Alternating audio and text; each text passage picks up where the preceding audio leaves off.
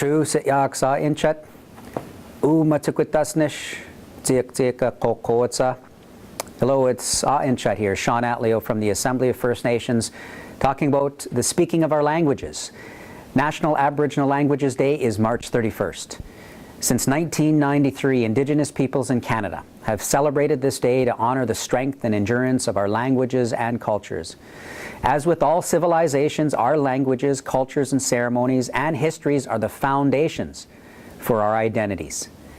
Embedded in First Nations languages is the human history of this continent, thousands of years of accumulated knowledge.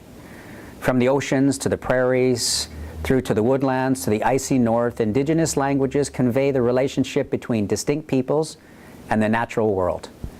There are over 60 Indigenous languages in Canada, representing 12 distinct language families. Statistics Canada reports there are 213,400 Indigenous peoples that speak their Indigenous languages from a reported Indigenous population of 1.3 million.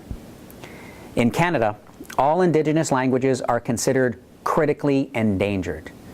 The 2011 Assembly of First Nations School Survey found that 83% of First Nations schools cannot offer Indigenous language immersion programs for their learners.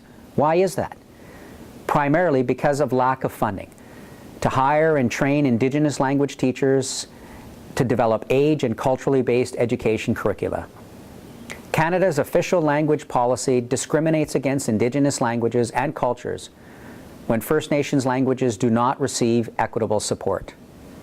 27 years ago, the Hawaiian language was also critically endangered. From only 50 remaining speakers, there are now over 10,000 Hawaiian language speakers.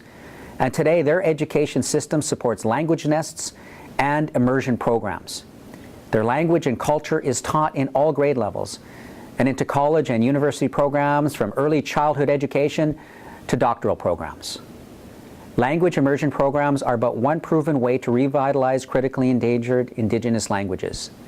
Some outstanding programs do exist, including the Gift of Language program in Saskatchewan, the Chief Atam School in BC, the Freedom School in Akwesasne, and other hidden treasures just like that of the Nuu-chah-nulth peoples in my own territories on the west coast of Vancouver Island.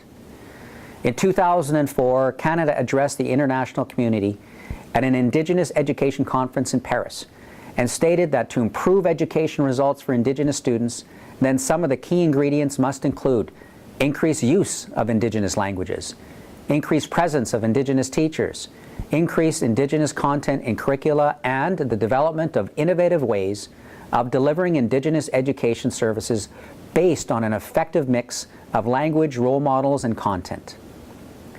From coast to coast to coast, we must take action to assert our languages, our identities, and to seek equitable recognition and support for our Indigenous languages. Please join the Assembly of First Nations in celebrating National Aboriginal Languages Day every day.